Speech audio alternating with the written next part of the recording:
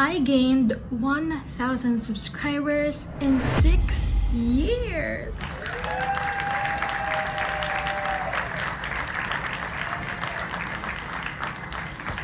Well, I know that's not a very clickbaity kind of intro because let's be real, you'd rather watch someone who gained 10,000 subscribers in one day or 100,000 subscribers in 2 weeks, right? The reality is a lot of content creators, just like you and me, did not get the chance to experience that kind of huge milestone. So, we're here to change the narrative a little bit.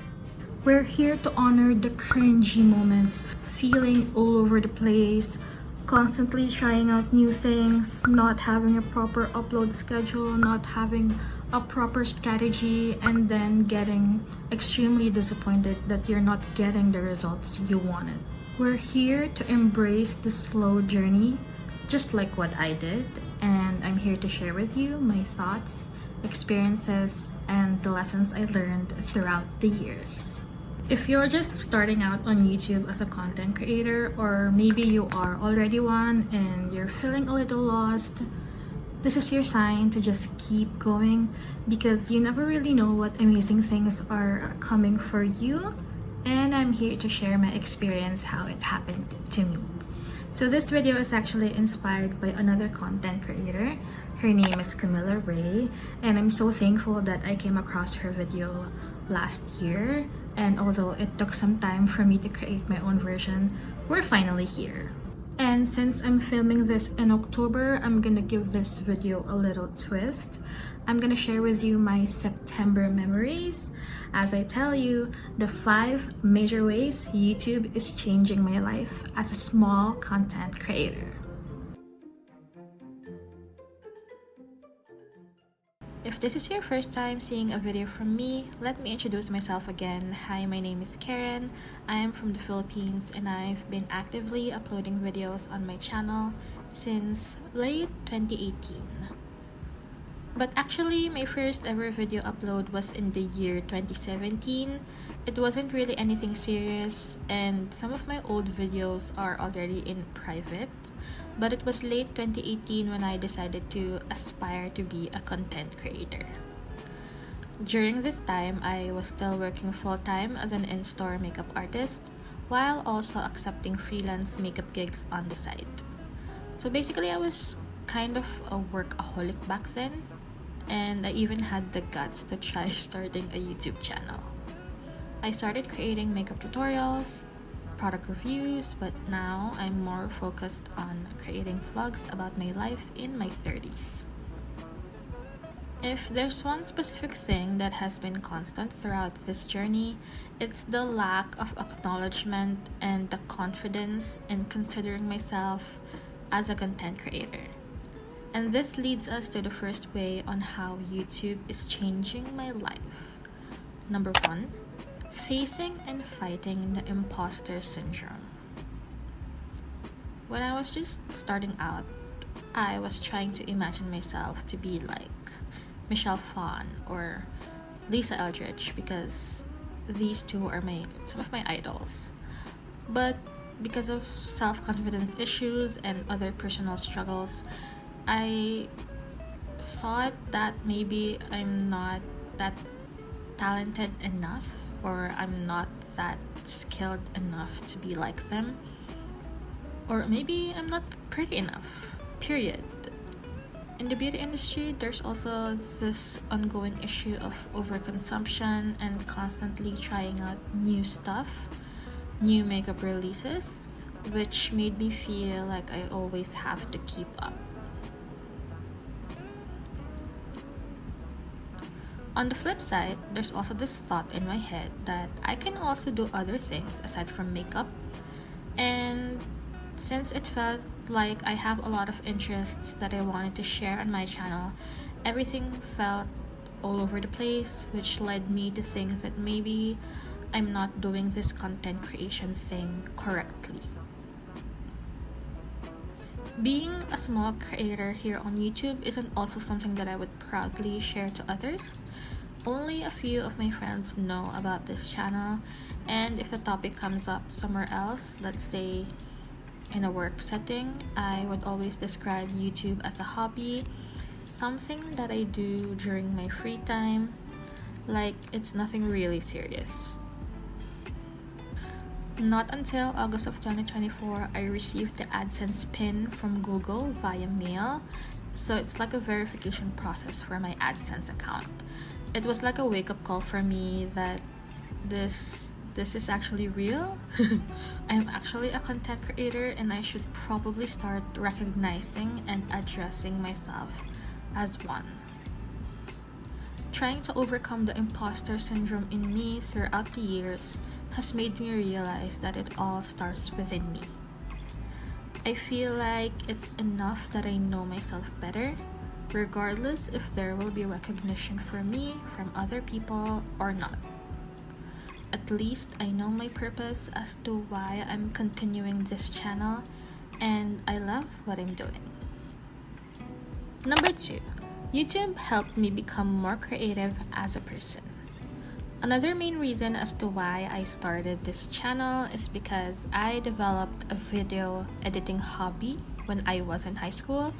I thought that creating a channel would also help me maybe practice or maintain this hobby because I really like the overall process. Of course, it's a skill that I may not be the most expert in, but it has opened a lot of opportunities for me to grow as a person. A few years ago, I had a couple of side hustles wherein I would get paid to edit simple video presentations for birthdays and dance recitals. Some of my friends would also ask me for advice when it comes to video editing, which I'm very honored to do so. If you're starting out a YouTube channel, your resourcefulness also comes hand in hand with your creativity. There's this common advice that I've heard from other content creators saying, start with what you have. And I totally agree with that. I didn't have the best quality videos when I was just starting out, but that didn't really stop me from creating content. So if you're looking for a sign, just do it and keep going no matter what. Okay, so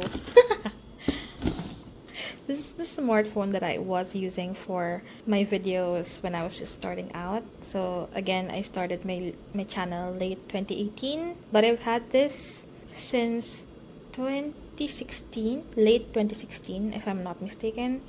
I've been using this until year 2021, until it finally gave up. This is no longer turning on, but I still have it with me. And for the laptop, I will also show you. Okay, so this is from the brand called Compact. I've had this since college, so when I received this from my cousin, it's already a second-hand item, but I'm still very thankful because it was given to me for free, again because it's not brand new anymore. The numeric keys, most of them, they're no longer working, so I always have to use an on-screen keyboard every single time. So imagine editing a video and you need to type a caption with a number. I always have to use the on-screen keyboard. I've had this since 2013, and I've been using this to edit my videos until 2020. This laptop still works, but it can't turn on its own anymore. I have to plug in the charger for it to power on. So that's it. I no longer use this, but it's still with me. My current laptop is this one from Asus, which I received as a gift last 2020. So technically it's been 4 years already, and I'm already seeing signs of slowness, so I hope it doesn't give up on me yet. I would probably upgrade, I don't know, maybe next year. I'm thinking if I should switch to a MacBook Air, but we'll see. I'm not gonna replace this as long as it's still working. So yeah, please stay with me. Number 3, content creation helped me appreciate living in the moment. This may sound a bit ironic because usually when you try to vlog your life, you try to film as much as you can so that there's more possible content that you can put out. But for me, the process of vlogging also made me distinguish which moments I would want to share to the public and which ones should stay in private. Personally, I do have boundaries set for myself, things that are non negotiable, and I ended up having that same mindset when it comes to content creation. I know that one of the ways to grow your channel, according to other content creators, is to be very consistent, upload at least once a week or maybe twice a week. For some people, that strategy works for them, but for me, it didn't. I've made the decision to really allow myself to feel less pressured because, to be honest, I'm not chasing any numbers or metrics in this platform anymore. I want to make sure that my content creation process is something that's sustainable for me in the long run. I don't film or edit videos when I also don't feel okay because I feel like those feelings would resonate on the result of the overall video. And because I've decided to implement these boundaries, now when I rewatch my videos, I feel happy. I feel like I'm reliving those precious moments and I don't have any regrets. Number 4, I valued my achievements even more and saw failures as an opportunity. Back in 2018, I had this goal that I should have at least 1K subscribers during my first year as an aspiring YouTuber. But of course, that didn't happen. I tried so hard to post as many as I could and promote as much as I could.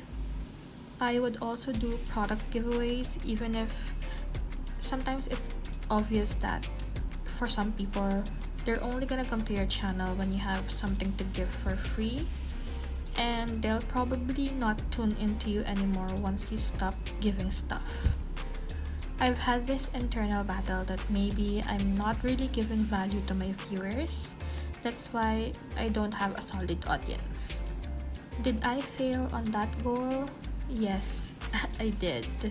But that failure also made me realize that I'm just a human being, and even if I fail, I think it's not gonna be the end of my world. In a span of almost 6 years, I gained 1,040 subscribers and I'm now monetized, although I haven't really earned a significant amount yet. 6 years for just 1,000 subscribers. That's such a slow progress, right? When I hit that number, I was honestly so surprised, and it also came in the right timing for me. I was in this very unpleasant situation, and receiving that news was a way for me to momentarily forget all the bad things that were happening back then. It may seem like a small number, but honestly, I'm very, very thankful because imagine talking to a crowd of 1,000 people in a room, I would be very overwhelmed. Whenever I feel a little lost, I always go back to the main reasons as to why I'm doing this in the first place. Being a content creator is for my creative expression, for further developing my video editing skills, and to document precious moments to look back into. As long as my channel is still serving its purpose, then I would consider it as a success. Last but not the least, number 5, YouTube made me realize that I can still do so much more. Now that I'm in my 30s, one major thing that I noticed is the change in my energy, whether it's physical, mental, or emotional. Some people might think that there's already a limit to your abilities because you've already reached a certain age. But as a content creator here on YouTube, I honestly don't feel that at all. Rather, I feel like I've already done a lot and I can still do so much more in the present and the future. Here on YouTube, you could be anyone. You could just be a random stranger, yet you provide so much comfort and inspiration to others who consume your videos. Your content sometimes doesn't even have to be the most inspirational, the most cinematic, but in some way, you create impact on other people's lives. I'll take living alone vlogs as an example because I personally like these kinds of content. If you think about it, most of these videos are just the typical day-to-day chores, work, and other personal activities of someone else. Living alone vlogs didn't really inspire me to move out and just be on my own, but it has given me opportunities to appreciate my daily life at home, that even if it's mundane, sometimes boring, sometimes repetitive, I'm still very thankful. I'm thankful for the food that I cook, the house I live in, the career that I have, and the simple joys in life. Another growth that I gained in my content creation journey is letting go of the fear of talking in front of the camera. Of course, there are still those days wherein I don't feel like doing it, but for creative purposes, I'm aware that sometimes I need to talk to an audience and show my face. I guess the reason why I'm afraid to talk is because I'm also not that confident to relay my thoughts properly, but now I know that I've improved a lot and I will keep on improving. Whether it's me as a content creator, being an inspiration to others, or as someone who consumes content from this platform, YouTube made me realize that regardless of my personal circumstances, I can still achieve a lot of things as long as I put in the work. The truth is, we all have potential. You have potential. You just need to start, find your purpose, and just keep going. The amount of subscribers that you have right now or the views that you have right now might affect you and might, make you judge yourself. But I promise you still have a lot to discover. You still have a lot of opportunities to grow as a content creator or as a person overall. I hope this video resonated with you, and I'm claiming that this video will reach those people who truly need it the most. Take good care of yourself, and I'll see you next time. Bye!